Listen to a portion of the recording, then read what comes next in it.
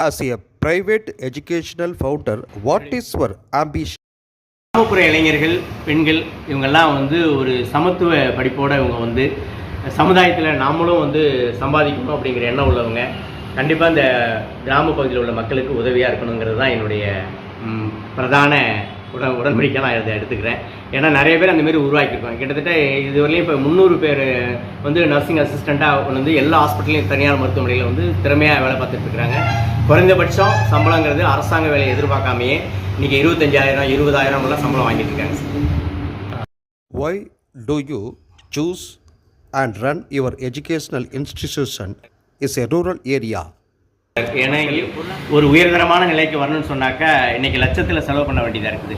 So அந்த மாதிரி இல்லாமல் கிராமப்புறத்தில் அதுக்கு தகுந்த மாதிரி உள்ள கட்டண அமைப்புகள்லாம் முறைப்படுத்தி இங்கேயே நாங்கள் இங்கே உள்ள சுற்று வட்டாரத்தில் உள்ள கிராமப்பகுதி இளைஞர்களை தேடி கண்டுபிடிச்சி அவங்களுக்கு அந்த பயிற்சியை கொடுத்து குறைந்த கட்டணத்தில் நிறைவான சேவை செய்து நிறையான கல்வி அறிவையும் கொடுத்து வேலைவாய்ப்பும் உருவாக்கி கொடுக்குறோம்.